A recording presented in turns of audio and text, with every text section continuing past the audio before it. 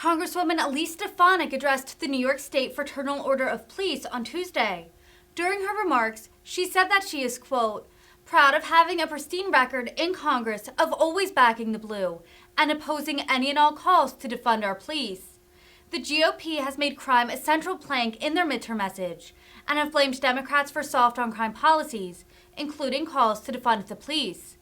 Democrats have countered that Republicans have voted against federally supported police budgets.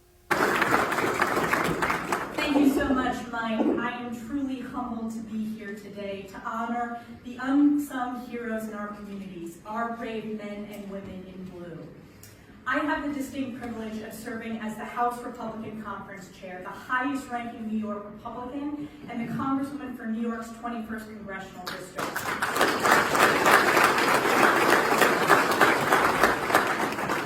That district, from those of you from other parts of New York State, starts just north of here and it goes all the way up to the Canadian border. I represent about 1/3 of the geography of New York State.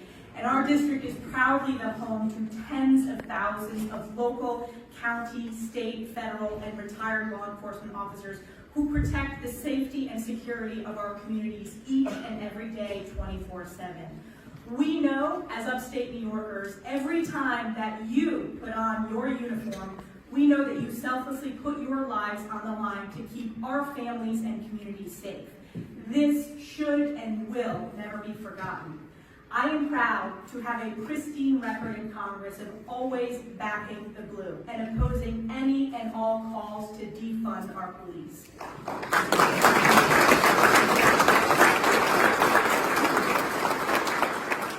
And right now, as you all know too well, we are seeing the devastating consequences and direct results of the far-left defund the police movement. We have historic retirements of police officers. Democrat-run cities like New York are on track to surpass the historic violent crime wave of last year. Homicide rates across the country have increased roughly 50% compared to this time in 2019. Aggravated assaults are up 36% since 2019. More police officers were killed in the line of duty in 2021 than in any year since 1995.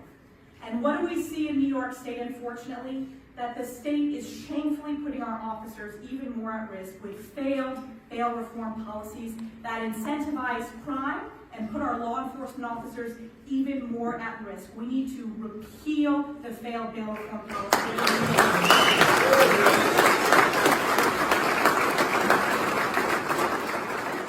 Just last month in Congress, I proudly opposed the far left's defund the police agenda, and I voted to deliver critical support for our officers, provide small police forces with the resources they need to keep our communities safe, and equip officers with critical tools to combat this skyrocketing crime crisis across New York State and across the nation.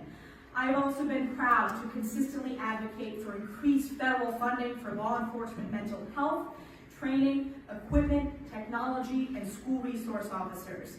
I've had the privilege, and it's one of my favorite things to do, to visit with police stations across my district, to hear directly from them, and to witness their brave work that our law enforcement officers undertake every time they put on their uniform. The importance of mental health resources for our law enforcement is something that can no longer be ignored, which is why I am committed, particularly in the next Congress, to ensure that we give you access to the resources necessary to grapple with many of the mental health struggles and challenges that come with the service that you provide. We will never forget the risks you take to ensure our safety. I also want to thank your family members, your spouses, your children, your elderly parents, because I know they fear for your lives just as we all do as well. In a Republican majority, make no mistake, we are committed to a nation that is safe, and we will put an end to these failed defund the police policies and equip you with the resources you need and continue to support our police. Thank you for letting me join you to recognize the sacrifices that you all have made and the vital role that you play in our communities. Thank you for your endorsement. In 28 days, we will elect a Republican majority in Congress that will be a pro-police majority.